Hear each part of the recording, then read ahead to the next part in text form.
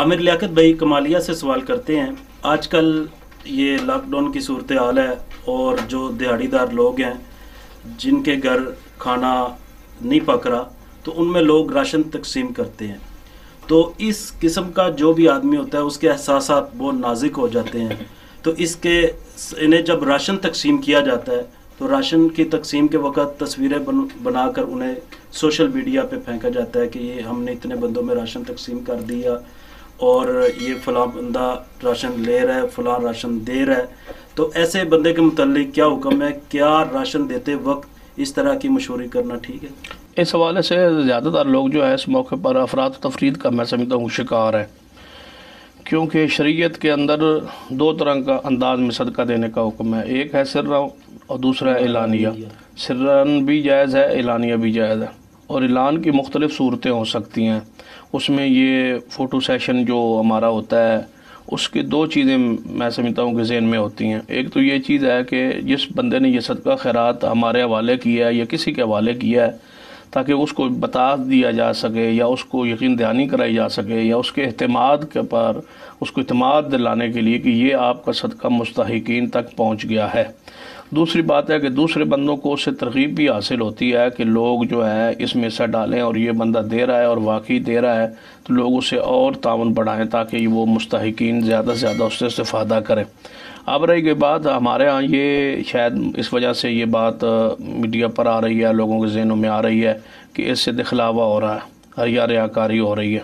تو ریاکاری میں سمجھتا ہوں کہ اس حوالے سے ہم جو ہے وہ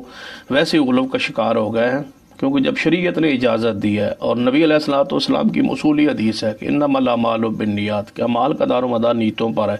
اگر تو وہ ریاکاری کے لیے کر رہا ہے تو اللہ تعالیٰ اس کی حالت کے یعنی یہ اس کی نیت پہ ڈیپینڈ ہوگا۔ جس طرح ہمارے فیصل آباد کے ایک بڑے ہی معزز آدمی ہیں محترم ضیاء الرحمان صاحب، سماجی اور سیاسی بڑے اچھے رہنما ہیں،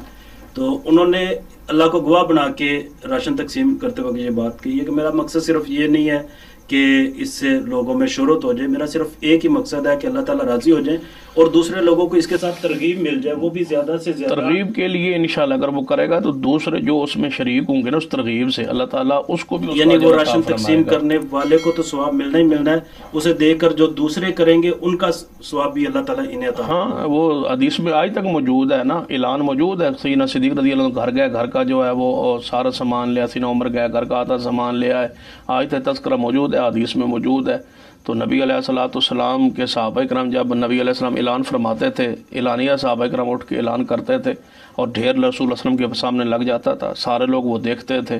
تو ایسی ساری صورتیں جو ہیں شریعت میں موجود ہے، وہ الگ حدیث ہے، اس کا الگ اجر و ثواب ہے، تقوی کی علامت ہے کہ ایک بندہ جو ہے وہ دائیں ہاتھ سے دے اور دوسرے ہاتھ کو پتہ بھی نہ چلے۔ یہ خفیہ جو ہے جو اللہ کی راہ میں صدقہ دینے والا ہے، اللہ تبارک و تعالیٰ نے اس کو اپنے عرش کا سایہ عطا فرمائیں گے، یہ الگ حدیث ہے، لیکن یہ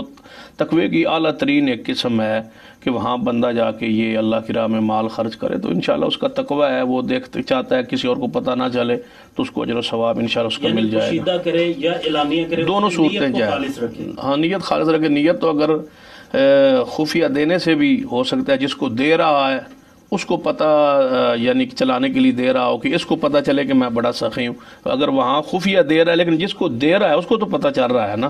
تو اس نیت میں بھی خراب، کچھ آ گیا تو وہ عمل ضائع ہو جائے۔ اگر نیت خراب وہاں بھی ہوگی تو ثواب نہیں ہوگا۔